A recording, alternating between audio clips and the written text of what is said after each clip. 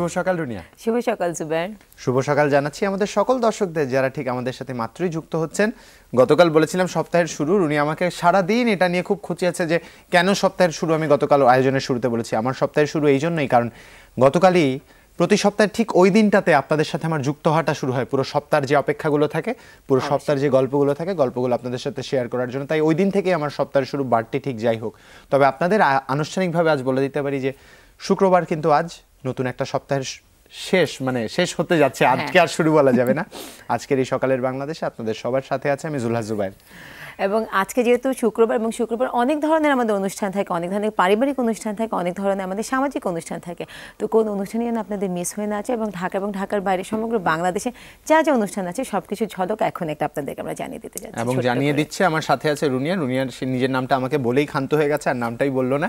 যাই হোক, রুনিয়াকে একবার শুভ সকাল আমার পক্ষ থেকে। আর যেমনটি রুনিয়া বলছিল যে সে নতুন করে পুরো নতুন দিনের সবগুলো কথা জানিয়ে দিবে। শুরু করছি ঢাকা দিয়ে। সন্ত্রাস রুখে দাঁড়াও নৃত্যের ছন্দে শিরোনামে বাংলাদেশ শিল্পকলা একাডেমি ও বাংলাদেশ নৃত্যশিল্পী সংস্থার যৌথ আয়োজনে শিল্পকলা একাডেমিতে চলছে সপ্তাহব্যাপী নৃত্য উৎসব। ঢাকার আরেকটি খবরের মধ্যে আছে ঢাকা ইউনিভার্সিটির ফটোগ্রাফি সোসাইটি ও বাংলাদেশ শিল্পকলা একাডেমির যৌথ উদ্যোগে দ্বিতীয় জাতীয় আলোকচিত্র উৎসব 2015 চলছে।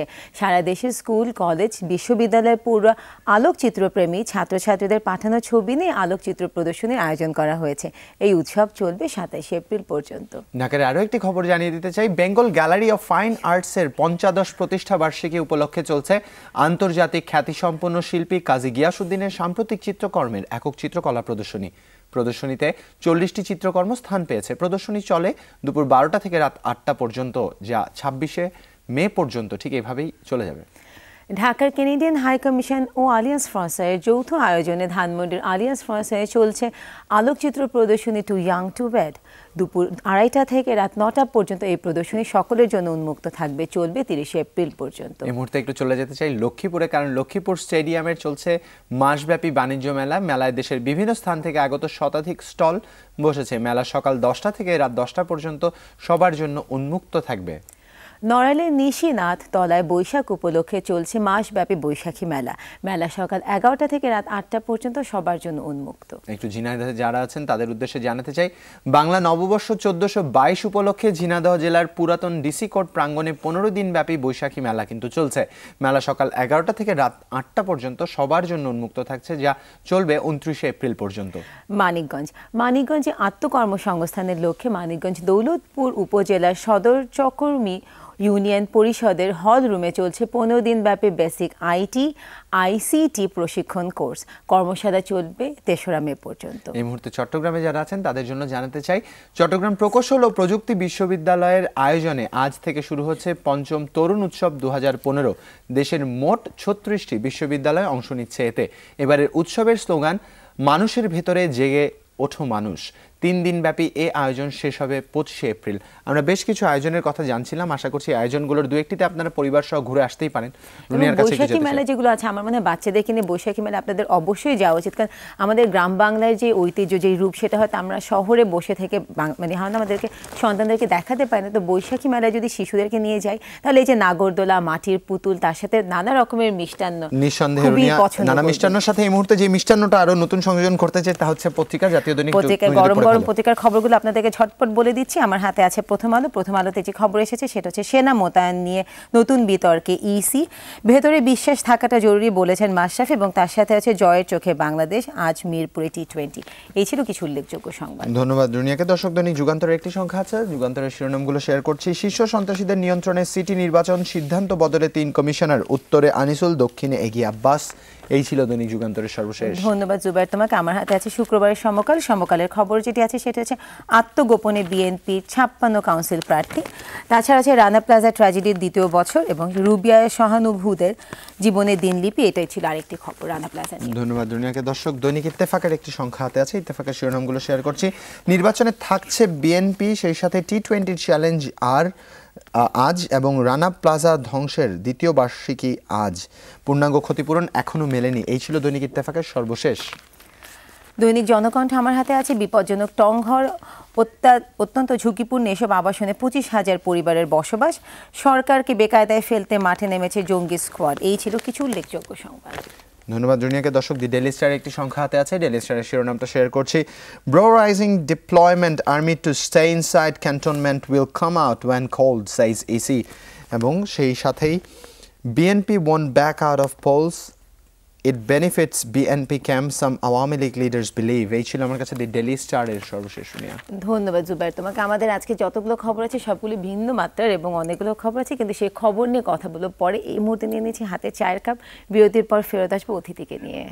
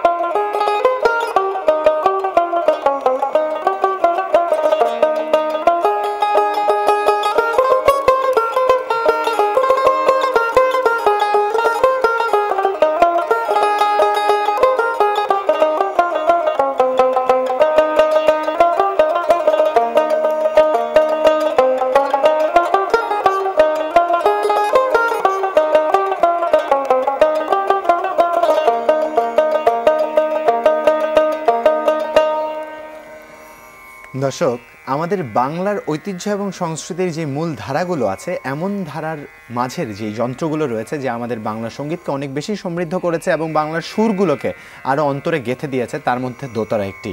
আজ আমাদের সাথে স্টুডিওতে সেই দোতারার একজন দেশবরেণ্য যন্ত্রশিল্পী উপস্থিত আছেন। তার সাথে পরিচয় করে দিব। অলরেডি তার বাজানো আপনারা শুনেই ফেলেছেন। তিনি হচ্ছেন আমাদের সবার প্রিয় অনুপম বিশ্বাস। শুভ সকাল স্যার। শুভ সকাল। শুভ সকাল স্যার। স্যার, আপনার সকালটা শুরু হয় কিভাবে? সকালটা আমি খুব প্রাতকালেই ঘুম থেকে উঠি এবং মর্নিং ওয়াক করার একটু অভ্যাস আছে। আচ্ছা, হাতির ঝিলে একটু হাঁটাহাঁটি করি বা একটু ব্যায়াম ট্যায়াম করি, আর এই আর কি। এসে একটু কখনো সখনো একটু গান বাজনা নিয়ে বসা হয়, পেপার দেখি। বাহ, অসাধারণ। স্যার, আপনি অনেক গুণে গুণী, এটা আমরা জানতে পেরেছি।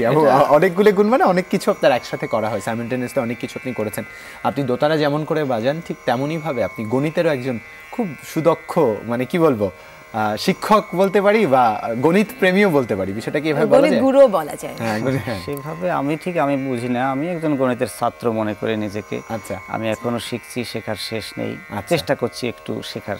বাহ, আপনার এই দ্বৈত সত্তার মাঝে আমরা আজ দোতারা নিয়ে একটু কথা বলতে চাই। দোতারা নিয়ে কথা বলছি। আপনার শুরুটা নিয়ে যদি একটু শুরু করি, ছোটবেলায় কিভাবে মানে দোতারার প্রতি ভালোবাসাটা, দোতারার মতন এরকম একটা, যেটা হয় না গতানুগতিক যন্ত্রের মধ্যে হয়তো পড়ে না, গ্রাম বাংলার সাথেই শুধু আমরা দেখতে পাই, তো এটাকে কেন বেছে নেওয়া হলো? আমি তো গ্রামেরই মানুষ, গ্রামে ছিলাম। তো ছোটোবেলায় একটু গান টান গাইতাম, বাবার কাছে হাতে খড়ি হয়েছিল। উনি ওইভাবে ঘটা করে গাইতেন না, তবে ওনার রাগরাগিনী এগুলো ওনার জানা ছিল এবং ওনার কাছেই মূলত। এরপরে আমাদের গ্রামে একজন বাউল ছিল, তো ও কিছুদিন পরে চলে গেল দেশ ছেড়ে, ইন্ডিয়াতে বা কোথাও। একটা দোতারা ছিল তার, ওটা রেখে গেল।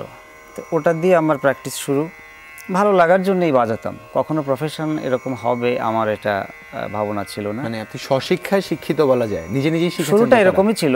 আচ্ছা। বাট আমি পরে তালিম নিয়েছি ঢাকায় এসে। ঢাকায় যখন অনার্স পড়তে আসলাম তখন তালিম হয়েছে। কার কাছে হয়েছিল তখন? অনেকের কাছে নিয়েছি, তার মধ্যে নাম বলা যায় অবিনাশ চন্দ্র শীল, যিনি আমাদের দেশের একজন নাম করা, শুধু দেশে না বিদেশেও অনেক নাম করা, ছিলেন। আশুতোষ শীল, আচ্ছা, ওনাদের কাছে আমার নেওয়া আর কি তালিম। আর সঙ্গীত তো অ্যাকচুয়ালি সঙ্গীতটাই আসল। ভেতরে সঙ্গীত থাকলে কিছুটা যন্ত্রেও সেটা তো চলে, যে কোনো যন্ত্রই বলেন। আচ্ছা, ভেতরে সঙ্গীত থাকার কথা বলছিলাম আমরা আরেকটু যদি, কারণ দোতার এমন একটি টোনটা এমন যে আসলে একবার শুনলে মন ভরে না, একটু যদি শুনে নিই।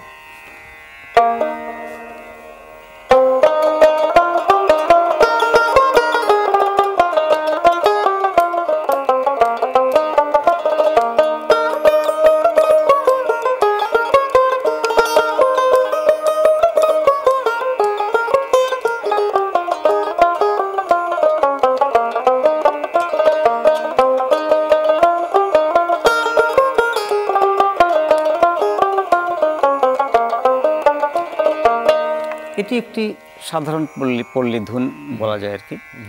আর মূলত দোতারা এককভাবে বাজানোর মতো কোনো সলো ইনস্ট্রুমেন্ট না, যেমন নাকি সরোদ সেতার করা যায় বা ফ্লুট। দোতারা মূলতই সঙ্গত করার জন্যেই কোনো ফোক গানের সঙ্গে বাউল গানের সাথে। আর আমি বলবো যে বাউল গান তো আমাদের দেশের একেবারেই মানে সম্পদ। আমার সোনার বাংলা ওটাও একটি, হ্যাঁ আমার সোনার বাংলা এটিও একটি বাউল গান মূলত। আচ্ছা, এটিও রবীন্দ্রনাথের মানে একটা অনবদ্য সৃষ্টি।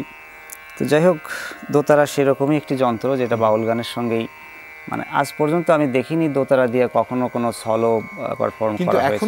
এখন কিন্তু চেষ্টা করা হচ্ছে ফিউশন করার বা নতুন ধারার গানের সাথে দোতারার সংযোজন করার।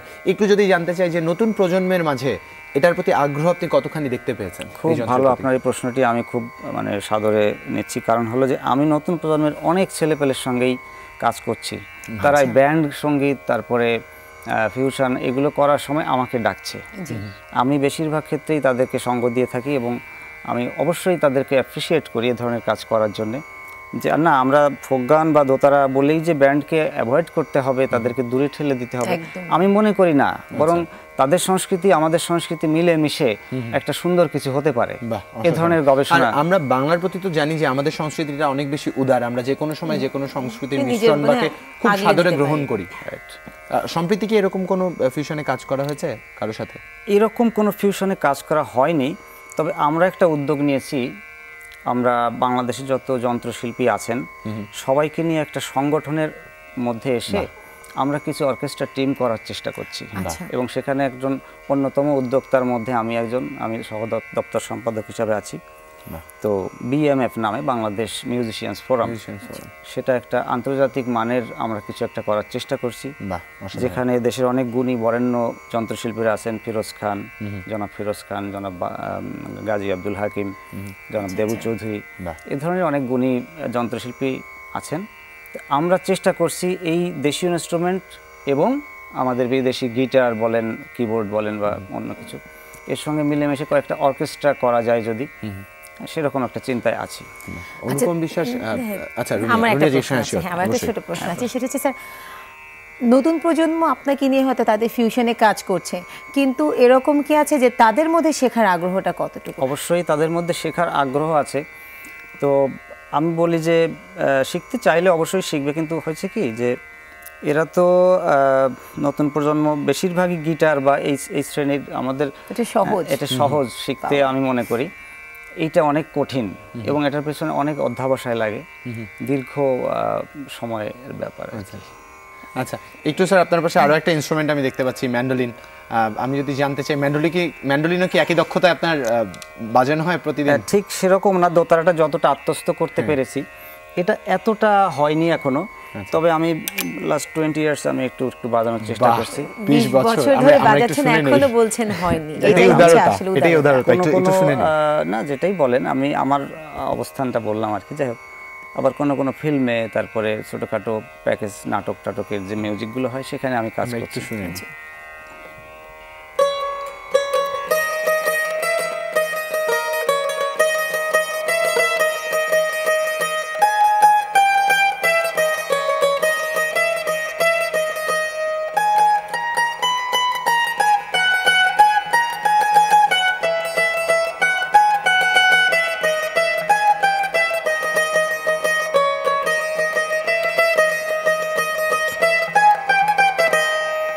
এটা একটা অ্যারাবিয়ান টিউন শোনালাম আর কি। বাহ, এই 20 বছর মানে এটা উদারতা। আসলে নিঃসন্দেহে আমরা যাদের দেখেছি যে এরকম যারা অনেক দিন ধরে একটা কাজ করছেন, তাদের এটার প্রতি শ্রদ্ধাবোধ অনেক বেশি। এবং ইনস্ট্রুমেন্টের সাথে আপনার আরো একটি গুণ আছে, আপনি গান দিয়ে শুরু করেছিলেন। হ্যাঁ, গান দিয়ে শুরু করেছিলাম। আমরা আপনার কাছ থেকে ছোট 2-4 লাইন যদি সম্ভব হয় আমাদের জন্য একটু শুনিয়ে দিবেন। আমরা আয়োজনের একদম শেষ পর্যায়ে চলে আসছি, আপনি এসে সময় দিয়েছেন, এই জন্য অনেক অনেক ধন্যবাদ আপনাকে। এবং আমরা আশা করছি যে আমাদের নতুন প্রজন্ম আমাদের এই রুটেড সংস্কৃতিটাকে আঁকড়ে ধরে বাঁচবে। আসলে অনেক কিছুই বলার ছিল, জানার ছিল, সময়ের স্বল্পতার কারণে হয়ে ওঠে না। তো স্যার, আপনার কণ্ঠে একটু যদি শুনতে আমরা বিদায় নিব। আমিও এর মধ্যে যমুনা টিভিকে অসংখ্য ধন্যবাদ জানাচ্ছি, যারা ক্যামেরার সামনে পেছনে কাজ করছেন, এবং আপনাদেরকেও অসংখ্য ধন্যবাদ। আমি চেষ্টা করছি একটু সুরে গাওয়ার জন্য।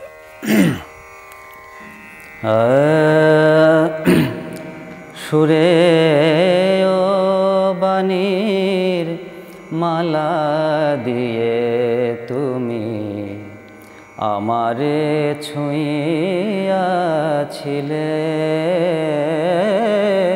সুরেয় বাণীর মালা দিয়ে তুমি আমারে ছুঁইয়াছিলে অনুরাগ কুমকুম দিলে দেহে মনে বুকে প্রেম কেন নাহি দিলে আমারে ছুঁইয়াছিলে সুরেয় বাণীর মালা দিয়ে তুমি আমারে ছুঁইয়াছিলে।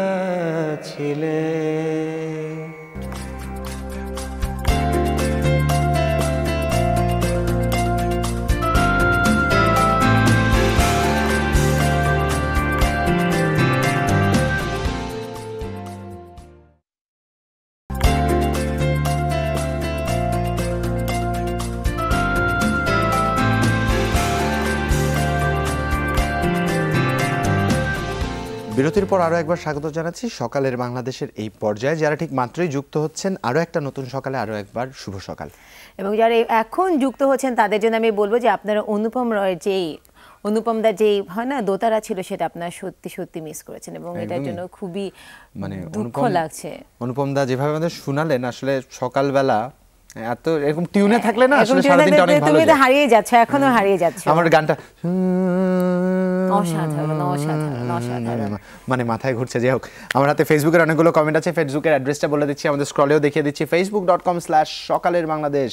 এই অ্যাড্রেসে আপনারা মনের কথাগুলো লিখে পাঠিয়েছেন। তার মাঝে একটি পড়ে নিতে চাই। মাসুদ রানা লিখছেন, অনেক টিভি চ্যানেল তাই অনুষ্ঠানের শেষ নাই, বাট যমুনার সকালের বাংলাদেশ অন্যরকম, মনোমুগ্ধকর উপস্থাপনা, ভিন্ন ভিন্ন বিষয়, সবই নতুন, ঠিক আমরা যা চাই। অনেক আগ থেকেই সকালের বাংলাদেশ দেখি, কিন্তু মেসেজ করা হয়নি। আজ ফার্স্ট লিখলাম। থ্যাংক ইউ যমুনা টিভি ভাইয়া এবং আপু। মাসুদ রানার পক্ষ থেকে শুভ সকাল। শুভ সকাল আপনাকে মাসুদ রানা। মাসুদ রানা, আপনাকে শুভ সকাল। এবং আপনি যে এতগুলো চ্যানেলের ভিড়ে, এত অনুষ্ঠানের ভিড়ে আমাদের সাথে আছেন, সেটা আমাদের সার্থকতা। এবং কখনোই এত ভিড়ে হারিয়ে যাবেন না। ভিড়ে সবসময় নিজের গন্তব্যটা স্থির করে রাখবেন। সেই স্থির গন্তব্য আসলে সকালের বাংলাদেশ। নিঃসন্দেহে আসলে অনেক কিছুর মাঝে আমরা যখন একটা কিছুতে খুঁজে পাই নিজেকে, একটা জায়গায় নিজেকে থিতু করতে পারি, বিষয়টা আসলে আমাদের প্রত্যেকের জন্য অনেক বেশি আনন্দের। একটি জিনিস খুব বেশি করে পেয়েছি আপনাদের কাছ থেকে। অনেকে অনেক জায়গায় কমেন্ট করেছেন। খুরশেদ মহল একদিন লিখেছিলেন, রুমানা রহমান লিখেছেন যে আসলে অনুষ্ঠানটা চলতে চলতে যে কখন পরিবারের সদস্য হয়ে গেছে ঠিক টের পাওয়া যায় না। সকালবেলা যখন আপনারা ব্রেকফাস্ট করছেন বা নাস্তা করছেন, চা খাচ্ছেন, তখন আমাদের সাথে যুক্ত হচ্ছেন। প্রতিদিনের একটা অভ্যাস হয়ে গেছে। আমি আছি, রুনি আছে, টিনা, আজমির, আমরা চারজন আপনাদের জন্য থাকি এবং চারজনকে এত সুন্দরভাবে আপনারা আপন করে নিয়েছেন, এর জন্য অনেক অনেক কৃতজ্ঞতা। এবং আপনাদেরকে কৃতজ্ঞতা এটার কারণ আরেকটা হচ্ছে যে কারণ আমাদের যতই আপডেট আপনাদেরকে দেই না কেন, তারপর আপনারা নিজেদের থেকে আমাদের কাছে জানতে চান যে আরও কীভাবে অনুষ্ঠানটাকে সুন্দর করে সাজানো যায়। আরও আপনাদের পরামর্শ, আপনাদের সবসময় বলেন যেটা আমাদেরকে বলেন যে অনুষ্ঠানের সময়টা একটু বাড়ানোর, তো সেই বাড়ানোর চেষ্টাটা আমরা সবসময় করতে থাকি। তার সাথে আপনাদের ছবি, আপনাদের চোখ থেকে বাংলাদেশকে এত সুন্দর করে দেখা মনে হয় হয়তো সম্ভব হতো না যদি আপনারা আমাদেরকে ছবিটা না পাঠাতেন। এবং তার সাথে আপনাদের এই যে পজিটিভনেস, আপনাদের এই যে আমাদের সকালবেলায় যে উঠে আপনাদের সাথে কথা বলতে আসা, সেই সব কিছুর মধ্যে এমন একটা ভালো লাগার, ভালোবাসার বন্ধন তৈরি হয়ে গেছে। যেমন জুবাইর বলছিল, আসলে বৃহস্পতিবার দিন থেকে আসলে আমাদের দিনটা, সপ্তাহটা শুরু হয়। তো এই মুহূর্তে আর কথা বাড়াতে চাই না, আপনাদেরকে নিয়ে যেতে আমাদের নিউজ স্টুডিওতে, যেখানে আছে আমাদের সহকর্মী তানভীর আহমেদ ইমন, এবং তিনি আমাদেরকে জানিয়ে দেবেন লেটেস্ট হেডলাইন্সগুলো। শুভ সকাল তানভীর। শুভ সকাল রুনি, একদমই তাই। জানিয়ে দেব আজকের সবশেষ হেডলাইন নিউজগুলি। দর্শক আমন্ত্রণ জানাচ্ছি যমুনার হেডলাইন নিউজে। সাভারের রানা প্লাজা ট্র্যাজেডির 2 বছর আজ। 2013 সালের 24শে এপ্রিল সকাল 9টার কিছু আগে বিকট শব্দে ধসে পড়ে ভবনটি। এতে নিহত হন 1135 জন, আহত হন 1500-এরও বেশি, যাদের মধ্যে 844 জনের অবস্থা গুরুতর। আগের দিন ভবনটিতে ফাটল দেখা দিলেও পোশাক কারখানার মালিকরা শ্রমিকদের কাজে যোগ দিতে বাধ্য করেন। 9তলা ভবনে ছিল 5টি পোশাক কারখানা। ধসের ঘটনায় 5টি মামলা দায়ের করা হয়। নকশা অনুমোদন, নিম্নমানের মালামাল দিয়ে ভবন নির্মাণ, ফাটল দেখার পরও সিলগালা না করা সহ বেশ কটি অভিযোগে মামলায় ভবনের অন্যতম মালিক সোহেল রানা ও তার বাবা মা সহ 43 জনকে অভিযুক্ত করা হয়। এদের মধ্যে গ্রেফতার হয়েছে 22 জন। টানা 5 দিন গণসংযোগ চালানোর পর গতকাল বের হননি বিএনপি চেয়ারপারসন বেগম খালেদা জিয়া। তার প্রেস উইং থেকে জানানো হয়েছে, গত কয়েকদিনের হামলায় তার ব্যক্তিগত ও নিরাপত্তা কর্মীদের ক্ষতিগ্রস্ত গাড়ি মেরামত না হওয়ায় বের হতে পারেননি বিএনপি চেয়ারপারসন। এদিকে বাংলা মোটরে খালেদা জিয়ার গাড়ি বহরে হামলার ঘটনায় পাল্টাপাল্টি মামলা করেছে ছাত্রলীগ ও বিএনপি। দুটি মামলাতেই হত্যার উদ্দেশ্যে ভাঙচুর ও হামলার অভিযোগ আনা হয়েছে বলে জানিয়েছেন ভারপ্রাপ্ত কর্মকর্তা। ইন্দোনেশিয়ায় আফ্রো এশীয় সম্মেলন শেষে দেশে ফিরেছেন প্রধানমন্ত্রী শেখ হাসিনা। গত রাত 11:30টায় প্রধানমন্ত্রীকে বহনকারী বাংলাদেশ বিমানের বিশেষ ফ্লাইটটি শাহজালাল আন্তর্জাতিক বিমানবন্দরে এসে পৌঁছায়। আফ্রো এশিয়া সম্মেলনে যোগ দিতে 3 দিনের সফরে মঙ্গলবার ইন্দোনেশিয়া যান প্রধানমন্ত্রী।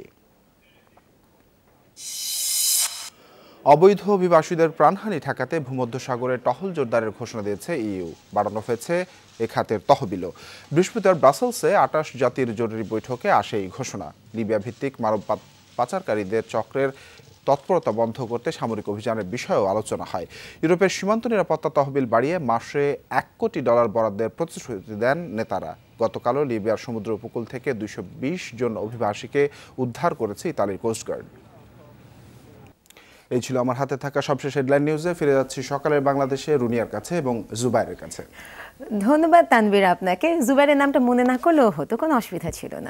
রুনিয়াকে দেখলে আসলে সর্বশাই নাম ভুলে যাওয়া হয়। তানভীরকে অনেক অনেক ধন্যবাদ। সেই সাথে আমাদের নিউজ স্টুডিওতে যারা রয়েছেন, নিউজ পরিবারের যারা রয়েছেন, সবাইকে একবার অনেক অনেক অনেক অনেক শুভ সকাল। কারণ এই হট্টগোলের মধ্যে আমাদের নিউজ কর্মীরা যেভাবে সংবাদ সংগ্রহ করে সেটা সত্যি অনেক প্রশংসার দাবিদার তারা।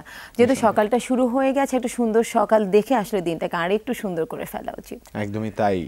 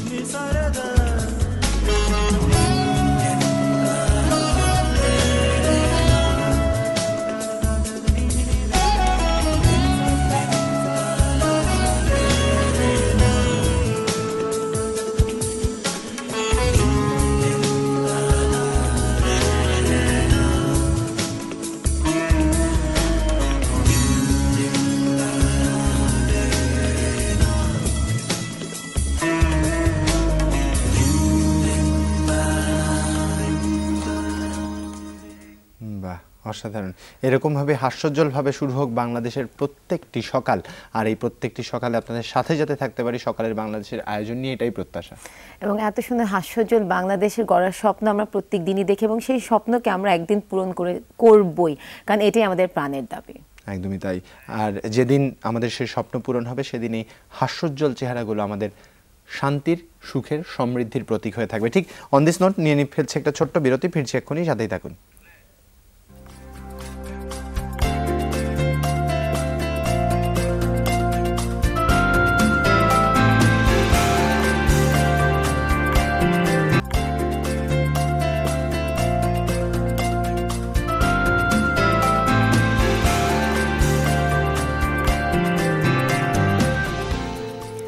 বিরতির পর আপনাদের আরেকবার স্বাগত আমাদের সকালের বাংলাদেশের এই পর্যায়ে। এবং এই পর্যায়ে যেটা হতে যাচ্ছে সেটা হচ্ছে, জুবাইর আমাকে বলছিল বিয়ে করার বয়স নাকি সবার পার হয়ে যাচ্ছে, ওরা এখনো কেন হচ্ছে না। আমি ওকে বলেছি you are too young to get married. ছিল না, এটা একদমই ছিল না। আসলে বিয়ে করার বয়সটা কত এটা জানতে চাওয়া হয়েছিল। রুনিয়া নিজের তাগিদ একদম জুড়ে দিল যে কবে করছি। আসলে বিষয়টা ছিল যে বিয়ে করার বয়সটা ঠিক কত হতে পারে, এই জন্যই কত হতে পারে, যত হতে পারে, কিন্তু জুবাইরের এখনো সে বুদ্ধি হয়নি। আচ্ছা বিয়ে নিয়ে তোমার কিছু বলার থাকলে আমাদেরকে সেই ইনফরমেশনটি দিয়ে দাও। বিয়ে নিয়ে আমার কিছু বলার নেই, তবে খুব গুরুত্বপূর্ণ কিছু কথা। বিয়ে মানে কিন্তু শুধু দুটো মনের একটি পথে যাত্রা, আর সে বিয়ে যদি হয় সার্বিক দিক দিয়ে মধুর ও প্রাণবন্ত, তবে তো কথাই নেই। মার্কিন ফটো সাংবাদিক স্টেফানি সিনক্লেয়ার বিগত 13 বছরেরও বেশি সময় ধরে বিশ্বব্যাপী কিশোরী ও নারীদের জীবনভিত্তিক প্রামাণ্যচিত্র নির্মাণ করে চলেছেন। 17 এপ্রিল থেকে ঢাকার ধানমন্ডিস্থ আলিয়াস ফ্রান্সিস পুরস্কারপ্রাপ্ত এই ফটো সাংবাদিকের তোলা স্থির চিত্রের প্রদর্শনীও শুরু হয়েছে। আলোকচিত্রী ও গল্প বলার অন্তর্নিহিত শক্তির মাধ্যমে সাহসী কণ্ঠের বিকাশ এবং বাল্যবিবাহ বন্ধে নিবেদিত একটি বৈশ্বিক কমিউনিটি গড়ে তোলাই এই প্রদর্শনীর মূল উদ্দেশ্য ছিল। বাল্যবিবাহ ও অল্প বয়সে জোরপূর্বক বিয়ে এমন এক সুদূর প্রসারী ক্ষতিকর চর্চা যা বিশ্বব্যাপী কিশোরী ও তরুণদের জীবন ও ভবিষ্যতের জন্য মারাত্মক হুমকির স্বরূপ।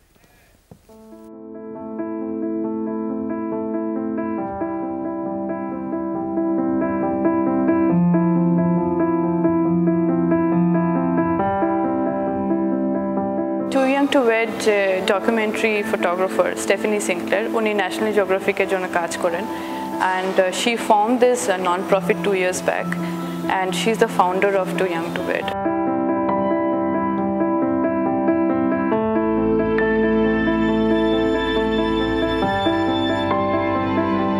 দশ বছর আগে স্টেফানি আফগানিস্তানের মধ্যে তখন কাজ করছিল। দেয়ার শি কেম অ্যাক্রস অনেক বাচ্চা মেয়েরা, they were coming to the hospital, সবাই পুড়ে, they were self immolating themselves. তো ও ভাবলো কেন বাচ্চা মানে এরকম মেয়েরা কেন নিজেদেরকে জ্বালাচ্ছে, তো ও হসপিটালের মধ্যে গিয়ে মেয়েদেরকে জিজ্ঞেস করতো। তখন ওরা ঠিক মতন কেউ আনসার দিত না, ওরা বলতো কি না আমি টিভি ভেঙে ফেলেছি, এটার জন্য আমি নিজেকে জ্বালিয়ে দিয়েছি। তারপরে যখন এটাকে নিয়ে রিসার্চ করলো, ইনভেস্টিগেট করলো, ও দেখলো কি প্রত্যেকটা মেয়ে যারা এই জিনিসটা করছিল ওরা হলো গিয়ে চাইল্ড, মানে দেবে চাইল্ড ব্রাইডস। তখন উনি ডিসাইড করেছে যে আমি চাইল্ড ম্যারেজ ইস্যুটা নিয়ে আমি কাজ করবো, আর আমি দেখাবো কি হচ্ছে। এক্সিবিশনটা আমরা ডেনমার্কে, লন্ডনে, তারপরে মরক্কোতে, অনেক বিভিন্ন জায়গায় দেখিয়েছি, মানে 30 কান্ট্রিজের উপরে দেখিয়েছি।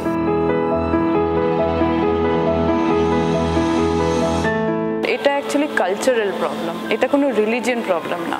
এটা হিন্দুদের মধ্যে, মুসলিমদের মধ্যে, খ্রিশ্চানদের মধ্যে হচ্ছে। ইথিওপিয়াতে যে আপনি ফটো দেখবেন এক্সিবিশনে, দে আর খ্রিশ্চানস। আপনি যদি নেপাল যান বা ইন্ডিয়া যান, এটা হিন্দু। আফগানিস্তান বা Yemen, these are Muslim. So এটা ডিফারেন্ট রিজনসে, ডিফারেন্ট জায়গার মধ্যে সেম প্রবলেম হচ্ছে।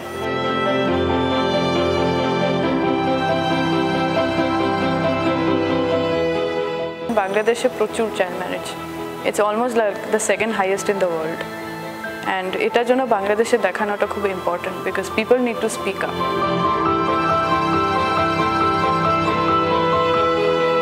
ঢাকাতে আমাদের এক্সিবিশনের খুবই ভালো রেসপন্স, লাইক অনেকজন ফিডব্যাক দিচ্ছে, অনেকজন ফোন করছে, অনেকজন আমাদের ওয়েবসাইটে যাচ্ছে বা আমাদের সোশ্যাল মিডিয়াতে, they are trying to get in touch with us.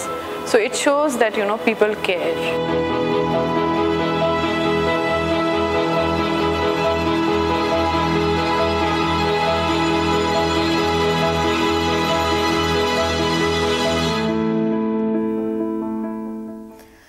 We really do care, কারণ এই ধরনের হয় না, এত অল্প বয়সী বিয়ে, এটা আসলে কখনোই মেনে নেওয়া উচিত না। এবং এই ধরনের কিছু করতে আপনাদের যদি, আমাদের পারিপার্শ্বিকতা যদি এরকম হয়, সেটাকে বন্ধ করতে যা ব্যবস্থা নেওয়া দরকার, প্লিজ আমি আমাদের দর্শকদেরকে রিকোয়েস্ট করব সেটা করবেন। কারণ আমাদের অল্প বয়সী মেয়েদের বিয়ে হলে সে তার শারীরিক মানসিক গঠনে অনেক বড় প্রভাব ফেলে, এবং সেটা কখনোই ঠিক না।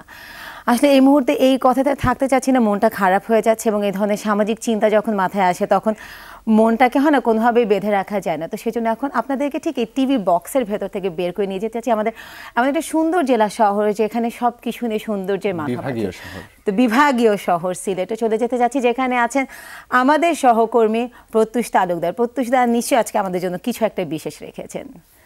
শুভ সকাল প্রত্যুষ দা।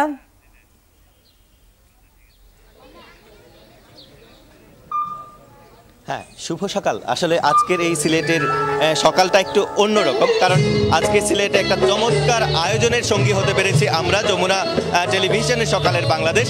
আপনারা নিশ্চয়ই দেখতে পাচ্ছেন এখানে আসলে চলছে আন্তর্জাতিক নৃত্য দিবস উপলক্ষে মাঙ্গলিক নৃত্যানুষ্ঠান, এবং এই মাত্র কিন্তু এই নৃত্যানুষ্ঠানের উদ্বোধনী নৃত্য শুরু হলো, এবং এর মাধ্যমে আসলে এই অনুষ্ঠানটা শুরু হচ্ছে। আর এবার একটা চমৎকার স্লোগান দেওয়া হয়েছে এই নৃত্যানুষ্ঠান এবং নৃত্য দিবস উপলক্ষে তাদের স্লোগান হচ্ছে সন্ত্রাস রুখে দাও নৃত্যের ছন্দে। তো গতকালকে কিন্তু নানা আয়োজন হয়েছে, বিকেলে র্যালি হয়েছে এবং আজকে সারা দিন ব্যাপী কিন্তু এই উপলক্ষে অনুষ্ঠানমালা চলবে।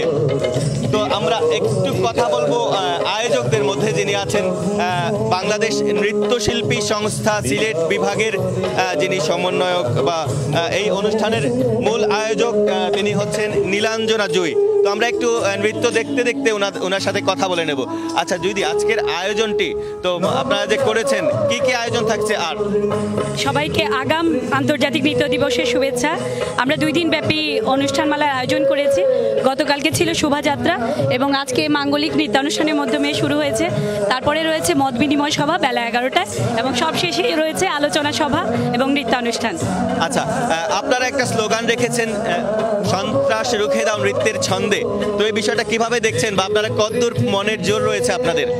আমরা নৃত্যশিল্পী যারা, তারা আমরা একটা বিশ্বাস থেকে কাজ করি যে নাচটা শুধুমাত্র বিনোদনের বিষয় নয়, আমাদের সামাজিক অসঙ্গতি, শৃঙ্খল মুক্তির কথা, আমাদের যাপিত জীবনের কথা আমরা নাচের মাধ্যমে বলতে চেয়েছি। এই জন্য এই ধরনের সমসাময়িক পরিস্থিতির উপরে আমরা এই স্লোগানটি রেখেছি এবং এটা আমাদের একদম মনের বিশ্বাস থেকেই রেখেছি। ধন্যবাদ। আসলে নীলাঞ্জনা জুঁইদি যে কথাটি বলছিলেন যে তারা আসলে মনের বিশ্বাস থেকে তারা এই স্লোগানটি রেখেছেন এবং তারা সমাজের শৃঙ্খল ভেঙে আসলে একটা সুন্দর সমাজ গড়ে তুলতে তারা এই উদ্যোগটি হাতে নিয়েছেন। এবং আজকে কিন্তু সকাল সকাল অনেক দর্শক, অনেক অভিভাবক চলে এসেছেন এখানে তাদের এই অনুষ্ঠানটি দেখার জন্য। আর অনুষ্ঠানটিতে যারা পৃষ্ঠপোষকতা করছেন সিলেট সিটি কর্পোরেশনের পক্ষ থেকে, তাদের মধ্যে থেকে এসে তো তাদেরকে উৎসাহ দিতে চলে এসেছেন সিলেট সিটি কর্পোরেশনের প্রধান নির্বাহী কর্মকর্তা এনামুল হাবিব চৌধুরী। ওনার সাথে একটু কথা বলে নেব এই ধরনের কার্যক্রমে তারা কতটুকু পৃষ্ঠপোষক। আচ্ছা, আজকে তো একটা চমৎকার আয়োজন হয়েছে, তো আপনারা পৃষ্ঠপোষকতা করছেন, তো এরকম অনুষ্ঠানমালায় আপনারা পৃষ্ঠপোষকতা কতটুকু বজায় রাখবেন বা আপনাদের কি মত থাকবে? ধন্যবাদ। বাংলাদেশ নৃত্যশিল্পী সংস্থা সিলেট বিভাগ, যে বাংলাদেশ নৃত্যশিল্পী সংস্থা সিলেট যে আয়োজনটি করেছে, এটিকে সহযোগিতা করছে সিলেট সিটি কর্পোরেশন। এবং আপনারা জানেন যে বাংলাদেশ নৃত্যশিল্পী সংস্থা সবগুলো বিভাগেই 23 থেকে 29 তারিখ পর্যন্ত 2 দিন ব্যাপী নৃত্য সঙ্গীত আয়োজন করছে। তো সিলেটে যে আয়োজনটি হচ্ছে, সিলেটের যে ইতিহাস, ঐতিহ্য, সংস্কৃতি, সেটি নৃত্যের মাধ্যমে উঠে আসবে। এই কারণে আমাদের সহযোগিতা করা এবং এই সহযোগিতা আমরা অব্যাহত রাখবো। ধন্যবাদ আপনাকে। আসলে যে কথাটি বলছিলেন যে এই ধরনের আয়োজন আসলে শুধুমাত্র আমাদের সিলেট নয়, আসলে সারা বাংলাদেশের আমাদের বাঙালি সংস্কৃতিকে আসলে তুলে ধরতে অনেকটাই সহায়তা করে এবং বিশেষ করে এই নৃত্য গীতি সহ এই ধরনের অনুষ্ঠানের মাধ্যমে নতুন প্রজন্ম আসলে তাদের আত্মপরিচয়টা খুঁজে পায়। তো আসলে ঠিক যে কথাটি বলছিলেন, শুধুমাত্র আমাদের সংস্কৃতি চর্চা নয়, এর মাধ্যমে তারা তাদের একটা স্লোগান অর্থাৎ সন্ত্রাস রুখে দেওয়ার মতো যে মহৎ কাজ বা যে কাজটি তারা হাতে নিয়েছেন সেটুকু এগিয়ে যাক, এটাও আমরা প্রত্যাশা করি তাদের সাথে সাথে। রুনিয়া, ধন্যবাদ প্রত্যুষ আপনাকে এবং আমাদেরকে যে সকালবেলা এত সুন্দর প্রাণের একটা উৎসব দিয়ে দেখালেন আপনি নৃত্য নিয়ে যেটা হচ্ছে। এবং তিনি ঠিক করেই বলেছেন যে নাচটা আসলে শুধুমাত্র বিনোদনের মাধ্যমে না, নাচের মাধ্যমে আমরা অনেক সময় অনেক কিছু বলে থাকি, আমাদের যা যা বক্তব্য আছে আমরা দেওয়ার চেষ্টা করি। ধন্যবাদ প্রত্যুষ আপনাকে আরেকবার। অসাধারণ একটি আয়োজনের খোঁজখবর দেখাচ্ছিল। রুনি, আমরা যখন টু ইয়াং টু ওয়েড বিষয়টা দেখছিলাম, তারপরে যখন এটা দিলাম, দুটা নারী সদস্যকে, সমাজের নারী সদস্যকে পারফর্ম করতে দেখলাম, আসলে একটি বিষয় আমার খুব মাথায় আসছে। আমি তখন কিছু বলিনি, এখন বলতে চাই যে প্রত্যেকটি কিশোরীকে, প্রত্যেকটি শিশুকে নারী হয়ে গড়ে উঠতে দিন। সে যদি নারী হয়, তবে এই নারী তার নারীত্ব দিয়ে ধরে রাখবে আমাদের পুরো দেশটিকে। কারণ আমাদের দেশের পুরো সংস্কৃতিকে যখনই ধারণ করার কথা আসে, পুরুষের পাশাপাশি সবসময় কিন্তু নারীরা সাথে ছিল। কখনই একা কিন্তু জয়ী হতে পারেনি পুরুষ, কখনো সম্ভবই না সেটা। কারণ যখন আমাদেরকে সৃষ্টিকর্তা বানিয়েছেন, নারী এবং পুরুষ মিলিয়ে আমাদের পুরো সমাজটাকে বানিয়েছেন। এবং একটি নারী যদি শিক্ষিত হন, তিনি তার পুরো পরিবারটাকে শিক্ষিত করতে পারে। এবং আমাদের এই চীন দেশে একটা প্রবাদ এরকম আছে। একদমই তাই। তো এই মুহূর্তে যেটা করছে, আমাদের দর্শকদের জন্য দেখিয়ে দিচ্ছে যে তাদের পাঠানো একটি ছবি, যেটি পাঠিয়েছেন অনুভব দে মৌমাছির কথন নামে সাবভার থেকে। ছবিটি প্রথমে দেখে আসি।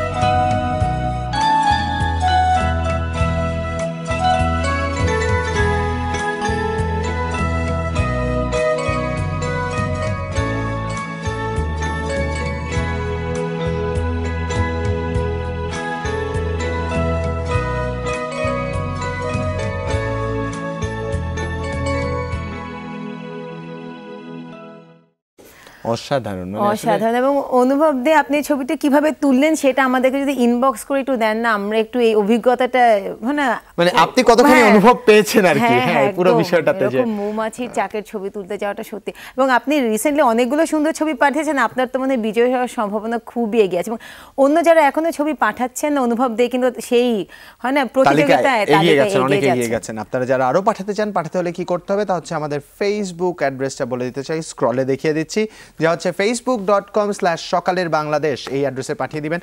একটা না, আরো বেশ কয়েকটা সকালের বাংলাদেশের পেজ আমি দেখতে পেয়েছি, তবে আমাদের একটাই পেজ, যে পেজে আমাকে আর রুনিয়াকে রোজ আপডেটেড দেখা যায়। এই পেজে আপনাদের মনের কথাগুলো জানাতে পারেন, পাঠাতে পারেন ছবি ঠিক যেভাবে পাঠিয়েছেন।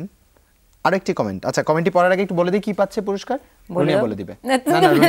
তুমি বলে দাও। আচ্ছা, হোটেল সিগালের পক্ষ থেকে 3 দিন এবং দুরাত এবং 3 দিনের থাকা, সেই সাথে আনুষঙ্গিক আরো বেশ কিছু সুযোগ সুবিধা আমাদের পক্ষ থেকে, যমুনা ব্লকবাস্টারের পক্ষ থেকে একটি শো, 2টি টিকিট, এবং তার সাথে থাকছে আমাদের যমুনা টিভির পক্ষ থেকে থাকছে গিফট হ্যাম্পার্স, এবং তার সাথে অনেক অনেক চকলেট। এবং সবচেয়ে বড় কথা হচ্ছে আমাদের সাথে আপনার অভিজ্ঞতাটা আপনি শেয়ার করতে পারেন। আমরা পুরো সকালে বাংলাদেশের পুরো পরিবার দেখবে, একদমই তাই।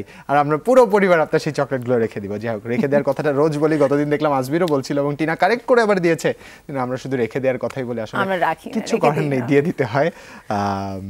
এবার তাহলে ফেসবুকের কমেন্টটি আপনার যারা লিখছেন হচ্ছে মনিরুল ইসলাম দীপু। আপনি লিখছেন, সকালের বাংলাদেশে প্রতিদিন বাংলা তারিখ কি জানিয়ে দেওয়া যায়? আচ্ছা, প্রশ্ন করেছেন। তাছাড়া জন্মদিনের বার্তা দেওয়ার জন্য আপনারা বলে থাকেন আগামী 23 এপ্রিল যাদের জন্মদিন তাদের জানিয়ে দেওয়ার জন্য। এখানে 23 এপ্রিল না লিখে, আচ্ছা এই বাংলায় মাস লিখলে ভালো হয়। এবং আমরা বাঙালি হওয়ার সত্ত্বেও আমাদের অনেকেই জানি না বাংলা কত তারিখে আমাদের জন্মদিন। আমরা বাঙালি হিসাবে এই বাংলার দিনক্ষণগুলো অন্তত একটু আমাদের সামনে আসবে যদি আপনারা জন্মদিনের বার্তা এবং জন্য বাংলা তারিখ উল্লেখ করে পোস্ট দিয়ে দিন। আচ্ছা রুনিয়া, তোমাকে কাছে যদি জানতে যে আজকে বাংলা মাসের কত তারিখ, তোমার কি জানার আছে? না, আজকে বাংলা মাসের কত আমি তোমাকে জানিয়ে দিচ্ছি, তবে আমি একটু মনিরুল ইসলামকে বলতে চাই, মনিরুল ইসলাম না, আজ 11ই বৈশাখ। আজ 11ই বৈশাখ। আমি একটু মনিরুল ইসলামকে বলতে চাই যে আমরা অনেকেই মনে রাখি না বিষয়টি আপনি বলেছেন, কিন্তু অদ্ভুতভাবে এটা ভুল করে দিয়ে আমার বলতে হচ্ছে, আমার একজন শিক্ষিকা ছিলেন বাংলার, খুব শ্রদ্ধেয় একজন মানুষ, আমাদের সবার প্রিয়, আমরা বাংলা অনেকেই পড়েছি তার কাছে, আমাদের বাংলার প্রতি প্রেম তার কাছ থেকে, ফেরদৌসী আপা। এবং তিনি একটা অসাধারণ মানুষ, প্রতিদিনের বাংলার হিসাবটা তার কাছে থাকতো এবং তিনি আমাদের অনুপ্রাণিত করেছিলেন বাংলায় জন্মদিন মনে রাখার। আমার এই কারণে বাংলা দিনক্ষণ খুব ভালো মনে থাকে। আজ হচ্ছে 11ই বৈশাখ 1422 বঙ্গাব্দ, যদি ভুল না করি। অসংখ্য ধন্যবাদ জুবাইর তোমাকে। এবং আপনি এরকম একটা রিকোয়েস্ট আমাদের কাছে করেছেন যে কীভাবে বাংলার দিনক্ষণটা মনে রাখা যায়। হয়তো আমাদের যেহেতু প্রাত্যহিক জীবনে আমাদের প্রত্যেক দিনের দিনকাল যেহেতু আমাদের হয় না ইংরেজি ক্যালেন্ডার দেখে হয়, সেই জন্যই হয়তো আমরা বাংলা ক্যালেন্ডারটাকে ওইভাবে ফলো করি না। কিন্তু তারপর চাঁদের যখন হিসাব করি, উৎসব পার্বণে যখন আমরা হিসাব করি, যখন আমরা পূর্ণিমা অমাবস্যার হিসাব করি, তখন কিন্তু অবশ্যই আমরা আমাদের বাংলা ক্যালেন্ডারটাকে ফলো করি। এবং ইম্পর্টেন্টলি একটা কথা বলতে চাই, বাংলা ক্যালেন্ডার দেখি না, কিন্তু কখনো কি পয়লা বৈশাখ মিস হয়েছে? কখনো কি পয়লা ফাল্গুন মিস হয়েছে? কখনো কি চৈত্র সংক্রান্তি মিস হয়েছে? কখনোই মিস হয় না, কারণ এটা আমরা আমাদের নিজেদের মাঝে ধারণ করি। এবং আমাদের প্রত্যন্ত অঞ্চলের যারা দেশবাসী রয়েছেন তারা কিন্তু এখনো বাংলা মাস গণনা করেই চারা রোপণ করেন, ধানের ফসল কাটেন, সার্বিক অনেক অনেক অনেক কিছু হয়। আমাদের আয়োজনের একদম শেষ পর্যায়ে চলে এসেছি। আজকে শুক্রবারের মতন আমরা বিদায় নিচ্ছি। আগামীকাল শনিবার আবার দেখা হবে আপনাদের সাথে নতুন একটি সকাল নিয়ে, নতুন কিছু কথা নিয়ে। আজকে জুবাইরকে আমি কথা বলতে দিচ্ছি না, ছোট করে লাইন একটু মনে করিয়ে দিতে চাই। আজ আমরা দুজনই পড়লাম, আজ রানা প্লাজার যেই ট্র্যাজেডির আজকে দ্বিতীয় বছর। আন্তরিক শ্রদ্ধা এবং সম্মান জানিয়ে গভীরভাবে স্মরণ করছি সেই সকল নিবেদিত প্রাণকে যারা আমার আপনার পরনের এই কাপড়টুকু বানাতে গিয়ে নিজেদের সর্বস্ব বিকিয়ে দিয়েছেন। তাদেরকে স্মরণ করে আজকের অনুষ্ঠানটা শেষ করছি। শুভ সকাল।